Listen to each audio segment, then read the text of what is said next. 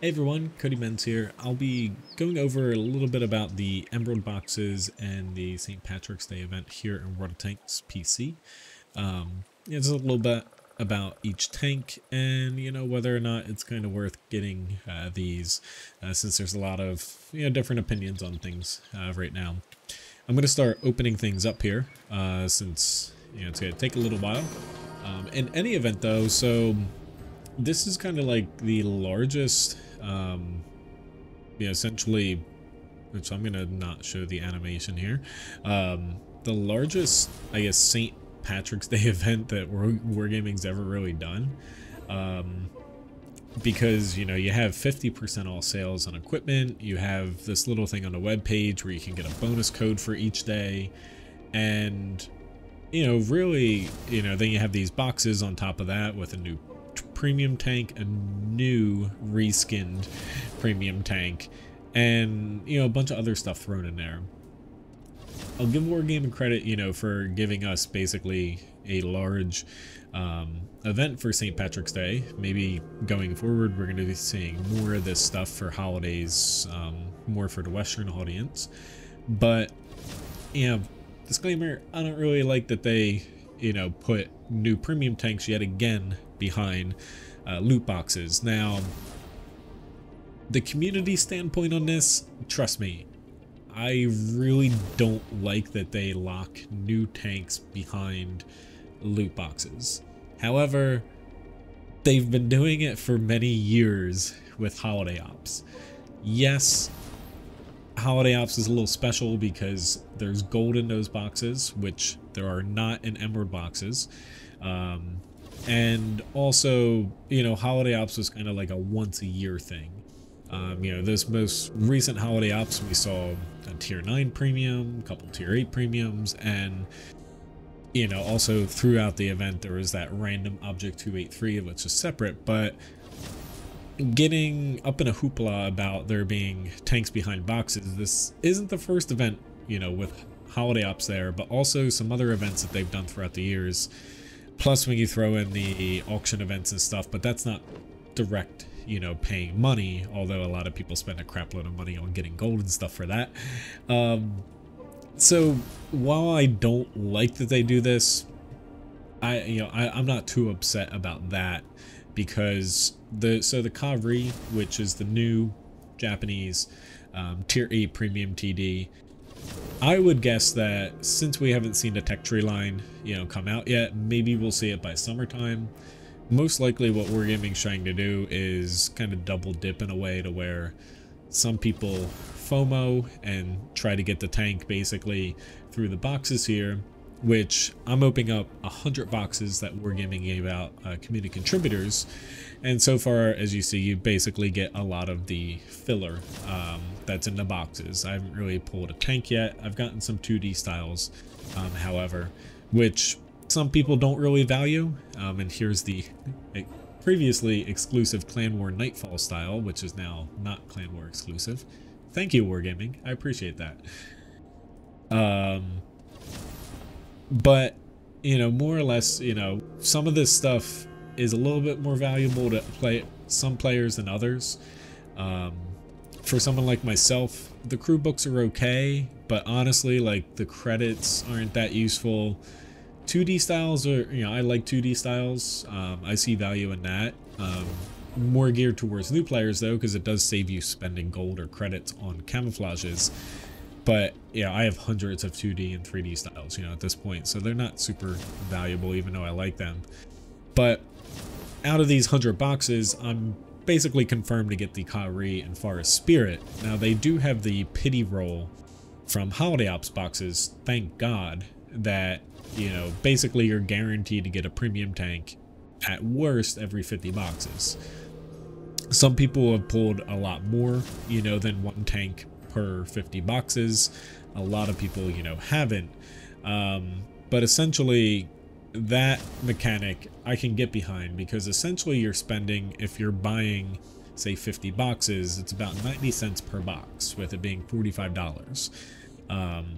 And the base value for a box is $1, so less than holiday ops, which was closer, I think, to like $1.60 or so, depending on the the bundle that you bought for holiday ops. They could be more expensive if you bought a smaller bundle. Now, you know, these boxes A are cheaper. That goes over some people's heads. B, there's no gold in them, so the value, you always have to look at these events.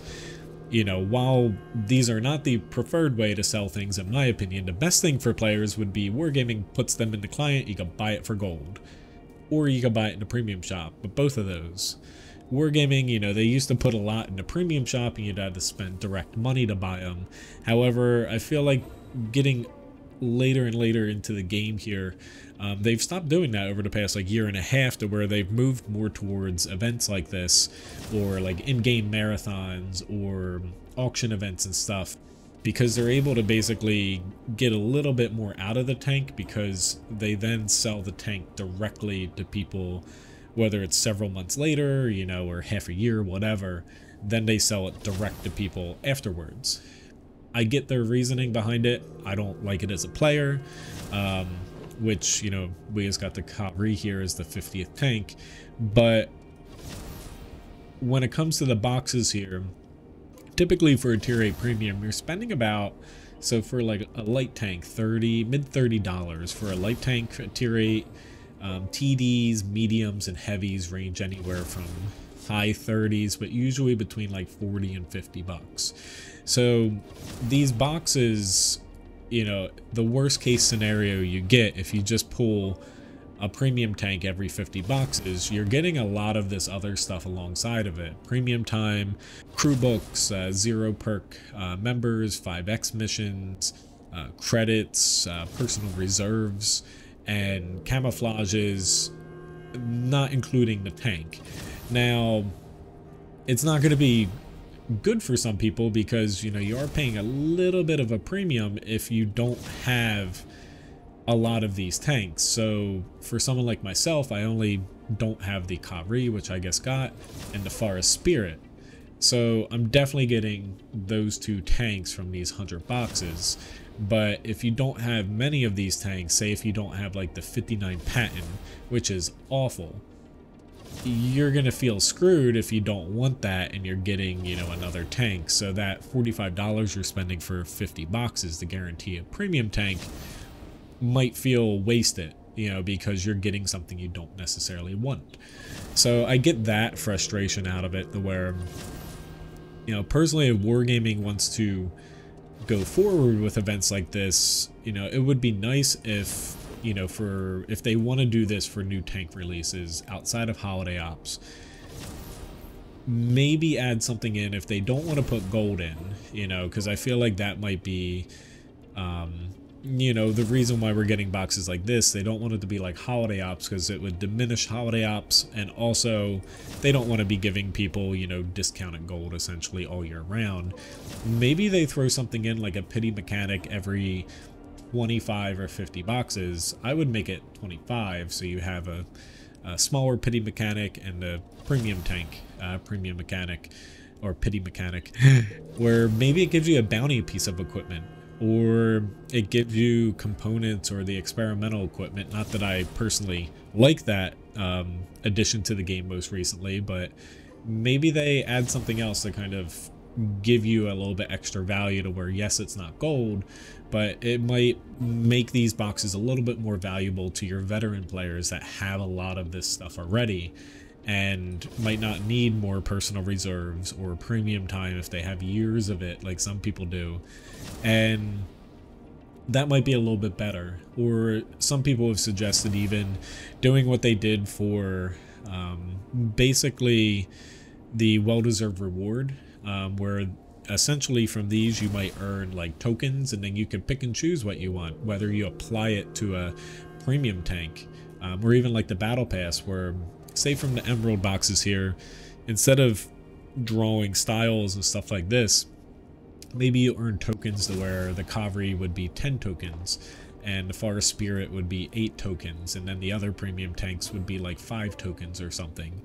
That could be something interesting, although right up Wargaming's alley, that would be hella freaking confusing to figure out the value of things and whether it would be worth it or not.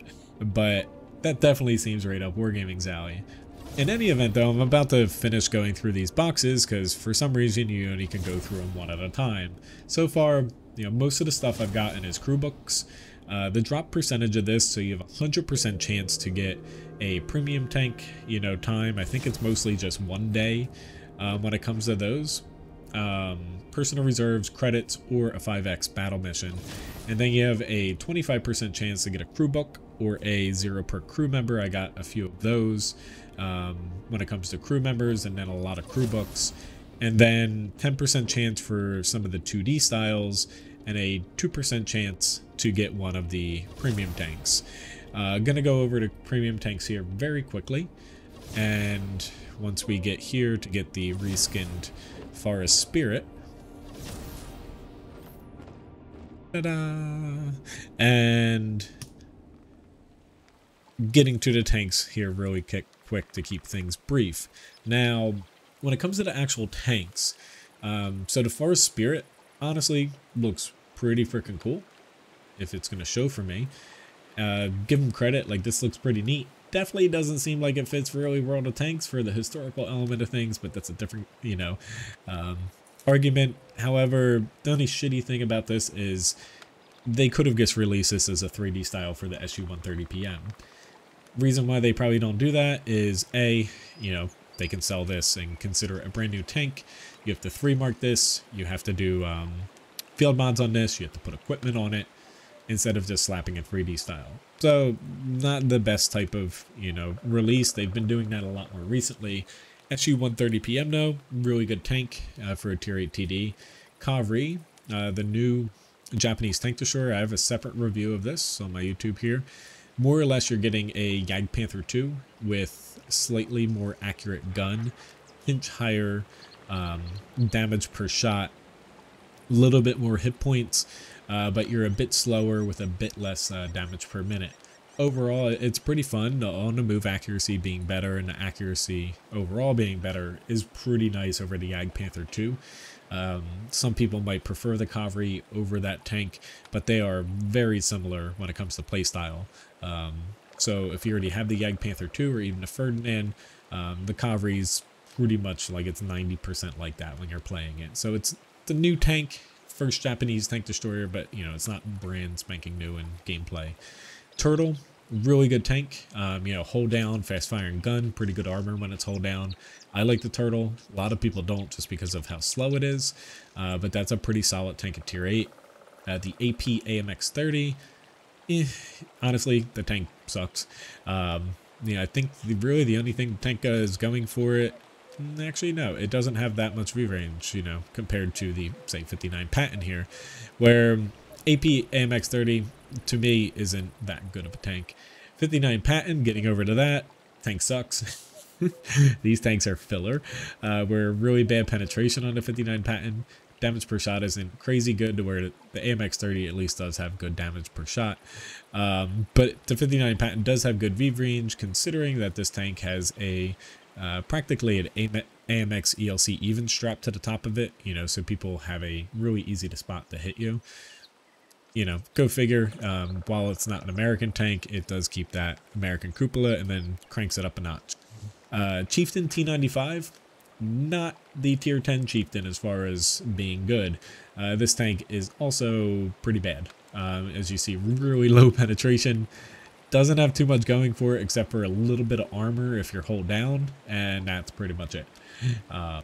But with this tank as well, as you'll see, the armor, while pretty good, you have another giant cupola on top for people to just click and pen you and send you back to the garage. Kirovets 1, I actually really like the Kirovets 1. Sure, it's a Russian premium heavy clone basically at tier 8. Nothing super special, but the armor is actually pretty decent. It's a pinch above a lot of the other ones.